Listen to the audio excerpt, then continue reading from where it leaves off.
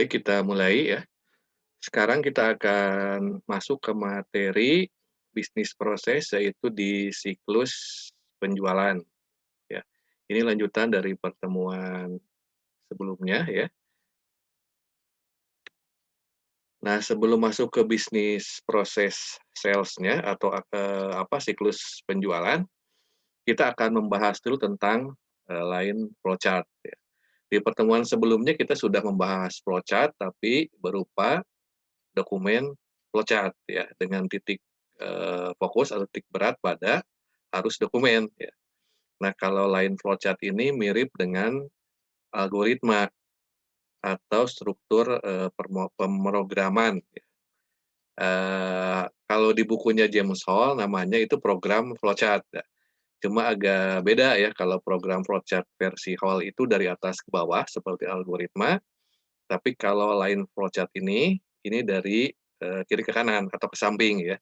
Nanti bisa lihat di bukunya, Donna Key ya. Oke, kita lanjutkan.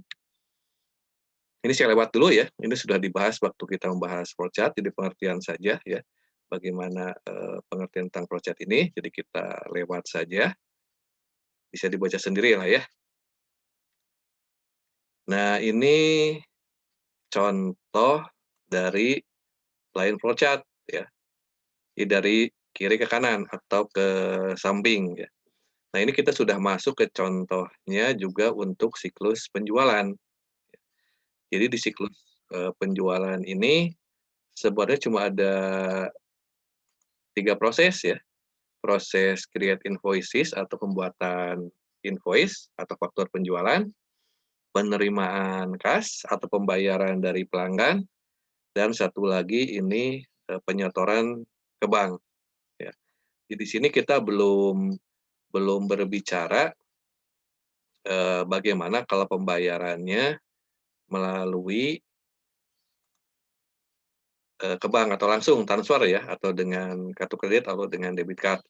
Jadi sementara kita masih pendekatan, manual dulu ya, jadi ada pembuatan invoice atau faktur, penerimaan kas atau pembayaran pelanggan, dan penyetoran ke bank ya.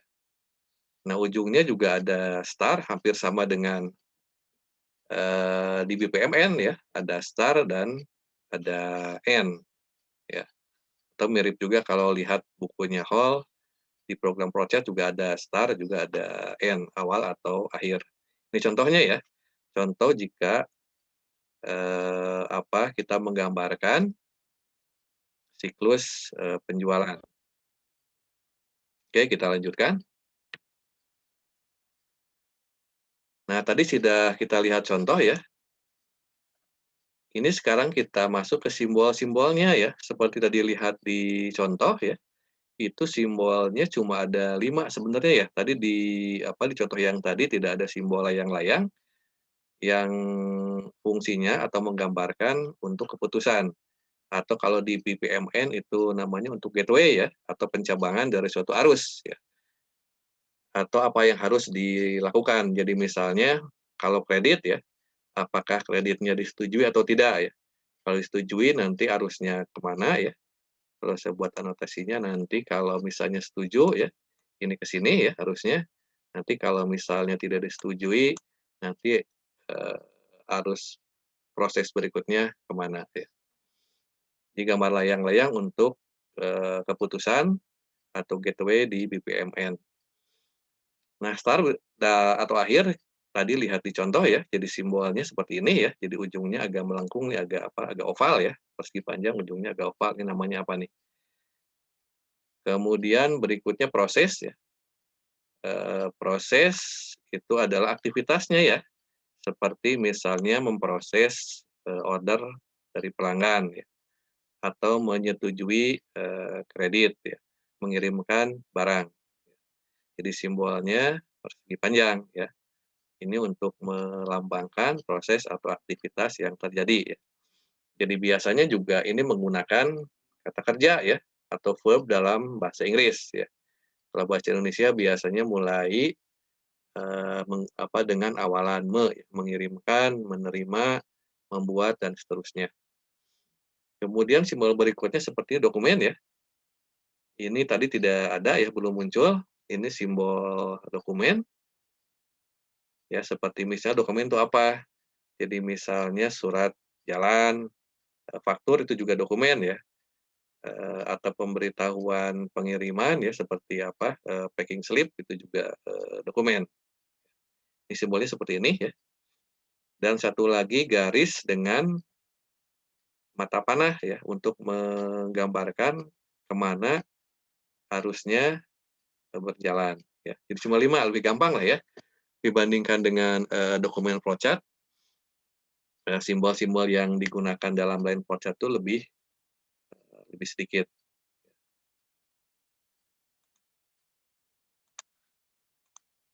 Ini simbol-simbolnya ya, nanti bisa dilihat sendiri, kita lanjutkan.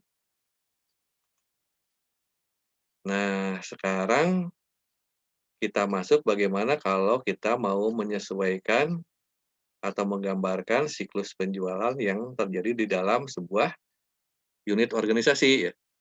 Kita balik lagi ke baseline accounting system. Kalau lupa lagi apa itu baseline accounting system, silahkan dibuka pelajaran yang lalu ya. Nah, kita akan fokus pada siklus penjualannya. Ya. Nah, tadi sebenarnya sudah digambarkan juga ya di flowchart-nya ya. Jadi siklus penjualan ini terdiri dari 3 aktivitas, yaitu create invoice atau membuat faktur, faktur penjualan, kemudian receive customer payment, penerimaan pembayaran, dan make deposit atau penyetoran uang ke bank. Ya. Perhatikan ya, ini bankingnya berupa modul kalau di sebuah sistem yang berbasis komputer ya. Jadi make deposit ini masuknya ke modul banking ya.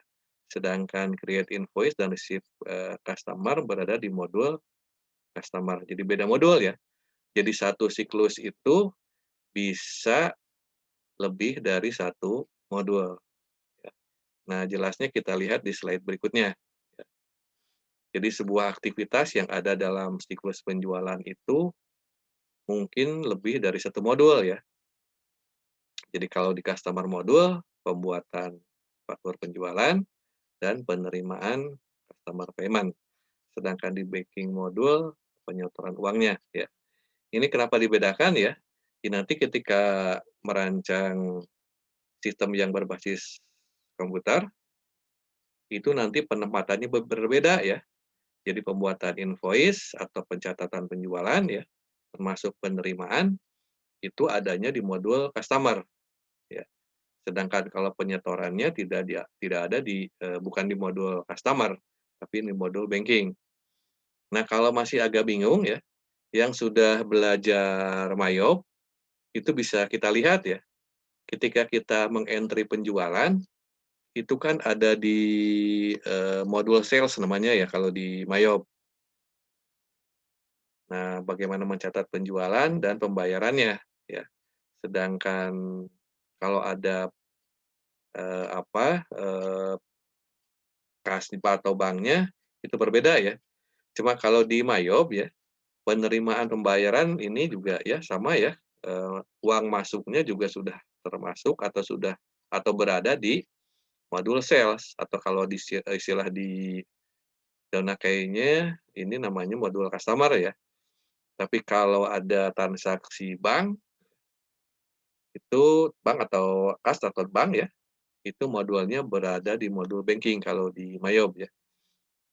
Jadi kalau ini mau digambarkan ke dunia realnya nanti, silahkan bandingkan dengan sebuah aplikasi komputer seperti, Mayop. Yang jelas pada pertemuan kali ini ya, kita pahami dulu ya, bahwa create invoices dan receive payment ini berada di modul customer, sedangkan penyetoran uang ke bank berada di modul banking. Oke, kita lanjutkan. Nah, sekarang kita akan, menggambarkan flowchart atau tepatnya line flowchart untuk pembuatan faktur penjualan ya. Jadi ini, detail ya atau apa namanya, breakdown dari create invoice ya. Kita mundur dulu ke belakang sedikit ya. Nah, yang sekarang kita akan buat adalah flowchart pembuatan faktur penjualan. Yang ini dulu ya. Ini receive payment dan make deposit di pertemuan sebelumnya. Jadi untuk sebelumnya, nanti yang akan datang ya. Nah, sekarang kita akan belajar dulu bagaimana menggambarkan flowchart untuk pembuatan faktur penjualan. Nah, ini kita gambarkan ya. Pertama kita gambar dulu start-nya dulu ya, mulainya ya. Kemudian proses berikutnya itu berada di kalau di BPMN itu kolom atau swim lane pelanggan atau customer ya. Customer membuat atau mengirimkan order penjualan. Nah, customer mengirimkan order penjualan, langkah berikutnya apa? Nah, ini di sini decision ya, karena di sini harus ada keputusan yang diambil. Nah, saya pakai ini aja dulu ya, biar jelas gambarnya. Ini kenapa ada keputusan ya? Karena mungkin ketika ada order tersebut, data si pelanggannya belum lengkap, ya, atau si pelanggan belum bayar.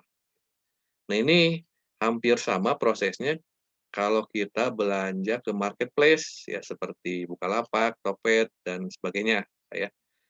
Ketika kita mau beli barang kan, kita harus punya akun dulu ya. Kalau pun punya akun, tapi belum login, kan kita harus login dulu ya. Nah, ini maksudnya ke sini ya, data pelanggannya dicek dulu. Kemudian kan ketika sudah kita pilih barang ya, masuk ke keranjang, kan harus bayar dulu ya. Tidak bisa bayar belakangan, kecuali mungkin yang menyediakan COD. Tapi umumnya harus bayar dulu ya.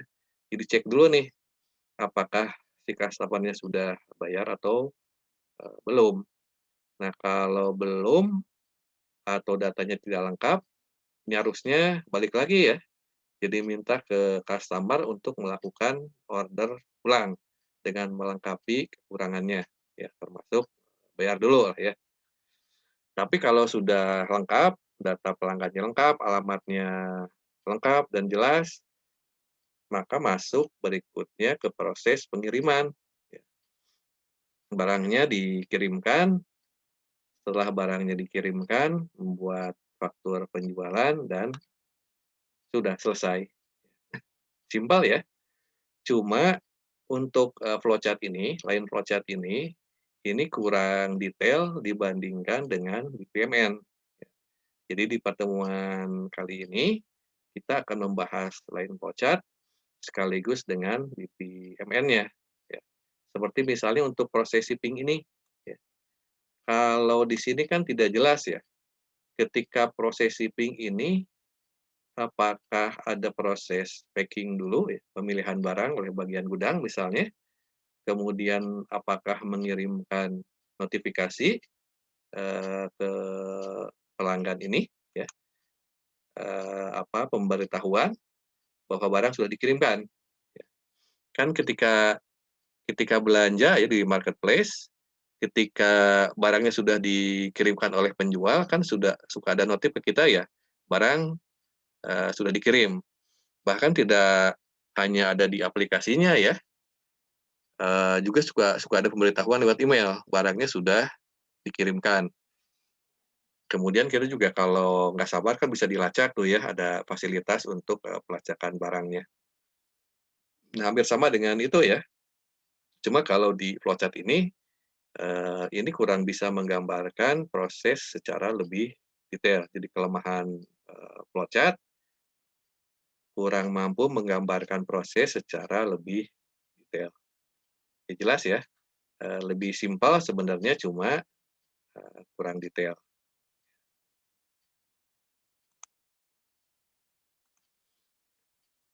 Oke, kita lanjutkan.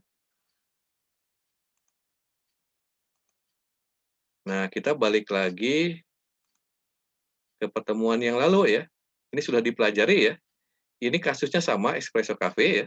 Jadi di pertemuan sebelumnya kita sudah belajar membuat annotate ya, menganotasi atau mengoret-oret lah bahasa kitanya ya, mengoret-oret sebuah narasi sistem, kemudian bikin tabelnya ya, business map organizer-nya, dan terakhir menggambarkan diagram BPMN-nya.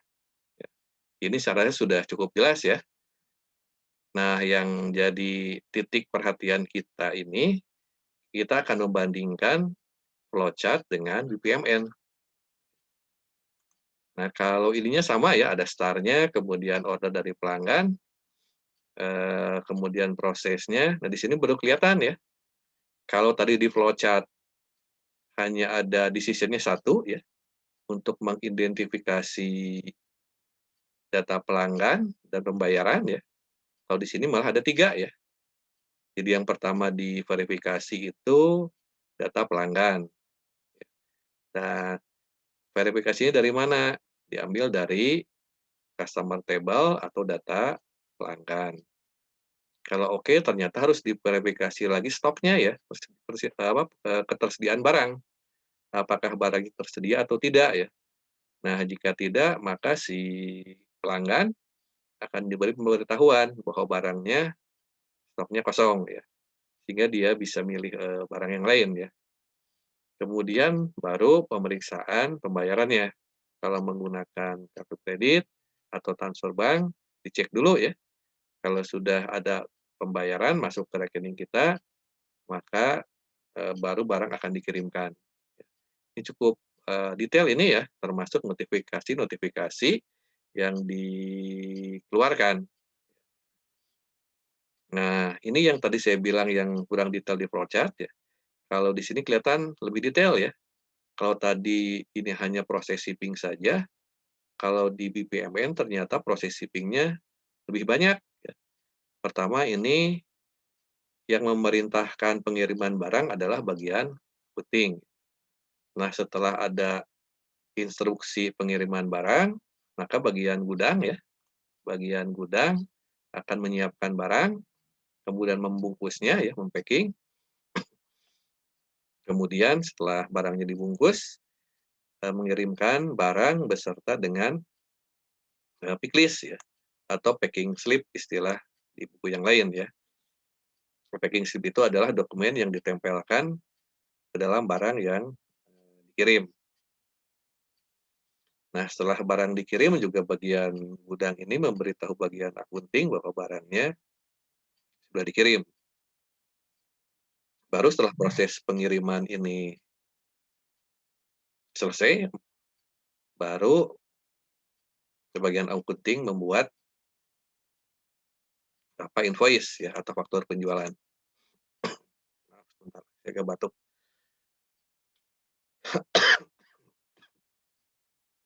Oke, kita lanjutkan ya. Jadi proses di BPMN lebih detail ya. Nah, ini sudah ada gambar, tabel-tabelnya ya, ada 1, 2, 3, 4 ya. Nah, di pertemuan sebelumnya ini belum dibahas ya, tabel itu apa sih ya? Tabel itu adalah, bagian dari sebuah database ya.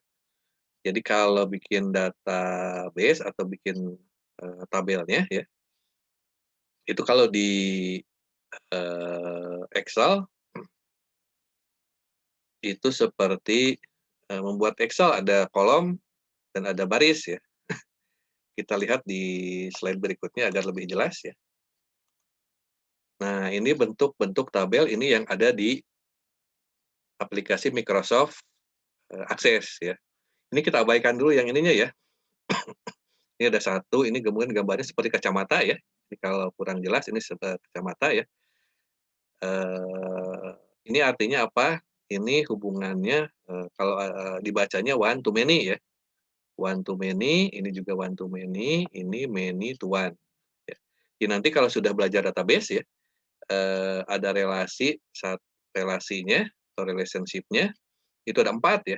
Jadi untuk diingat dulu sebagai gambaran kita dulu, relasi dalam sebuah database itu ada 4. Yang pertama one to one atau satu ke satu ya, di sini tidak kelihatan. Yang kedua one to many ya, ini contohnya ya. one to many ya.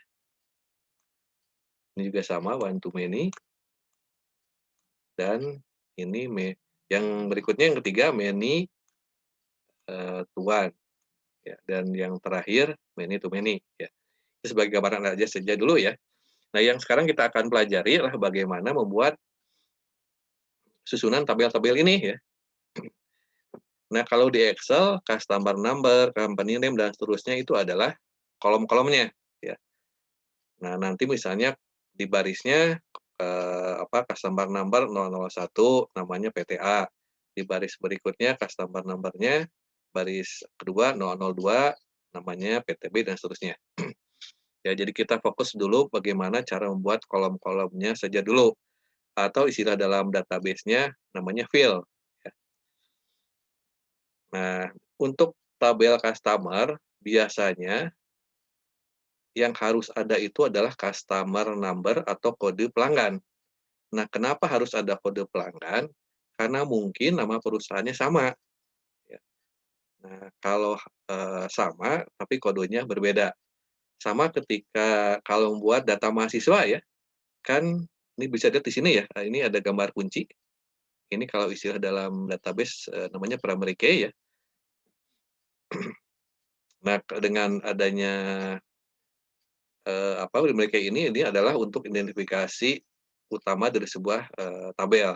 Contohnya kalau di tabel mahasiswa, itu identifikasinya dengan NPM ya, karena nama mungkin sama ya, seperti Ulfa ya, mungkin ada namanya Ulfa Suciati ya, Ulfa Ningsih, Ulfa Sukaisi, dan sebagainya. Atau namanya mungkin sama Ulfa ya, Ulfa, tapi kan NPM-nya pasti beda ya. Nah, makanya, dibuatlah NPM ya, sebagai, bahasa gampangnya, kata kuncinya lah ya.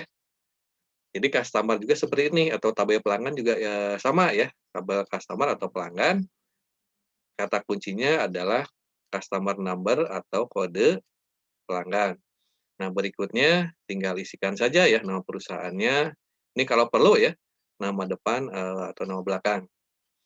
Cuma yang paling penting setelah nama ini ya, kalau di Indonesia ya, ini selain nama jalannya, kan suka ada RT RW ya, terus kemudian kelurahan dan kecamatan sebelum kota biasanya ya. Coba aja masih inget ya kalau bikin akun di sebuah marketplace ya, biasanya sampai, detail seperti itu ya, kelurahan, dan kecamatan ya. Ya nanti kalau diminta bikin data customer atau data pelanggan, itu nanti kalau bikin alamat detail ya, sampai kelurahan, kecamatan, baru, kota, termasuk kode pos ya. Ini untuk memudahkan kalau pengirimannya menggunakan, pos. Nah, itu ya cara menyusun tabel customer atau tabel pelanggan. Nah, berikutnya, tabel sales order ya. Ini juga sama ya, ada kata kuncinya sales order number atau nomor order keberapa ya. Ini nanti bisa diurut ya nanti atau cari order nomor berapa ya. Kemudian, tanggalnya ya dan seterusnya. Nah, paling jadi pertanyaan ya, ini kenapa ada sales order, di sini ada sales order lain ya. Ini sebenarnya kalau istilah database ya ini namanya parent, ini, atau parent tuh induk ya, sales order lain ini child-nya atau anaknya. Ini, tabel yang berhubungan sebenarnya ya. Jadi di sini bisa dilihat ya ada sales order number, di sini juga ada sales, order number, ya, gitu ya. Nanti kita lihat di slide berikutnya bagaimana penerapan, tabel sales order dan sales order lain ini ya.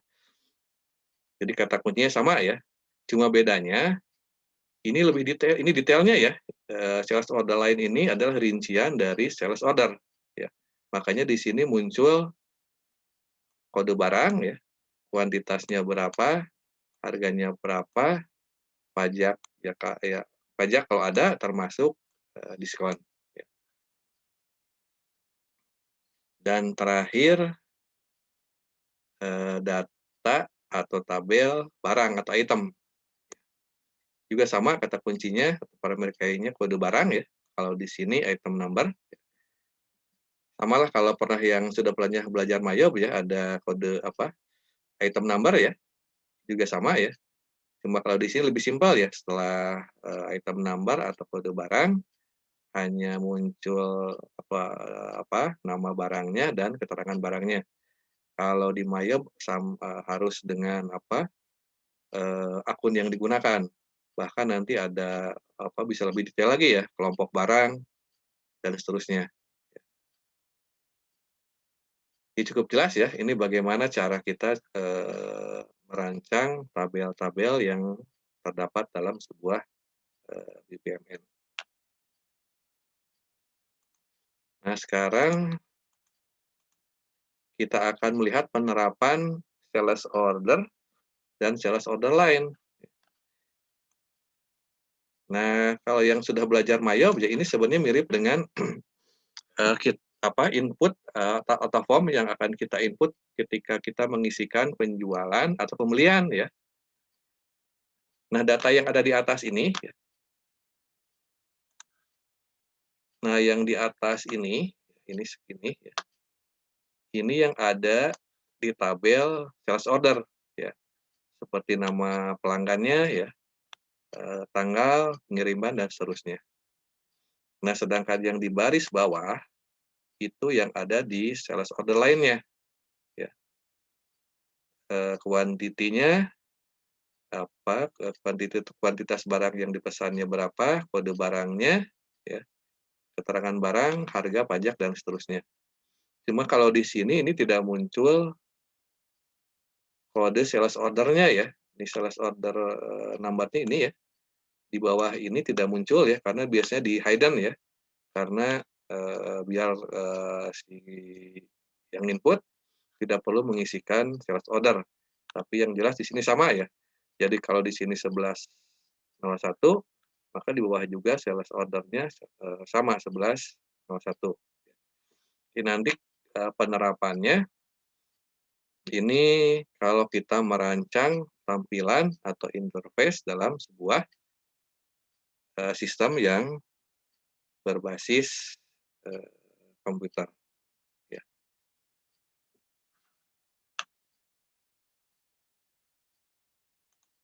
Nah, saya rasa kalau penjelasannya sampai sini ya, jadi kalau kurang jelas boleh ditanyakan. Mudah-mudahan ini bisa dijadikan bahan untuk diskusi kita berikutnya.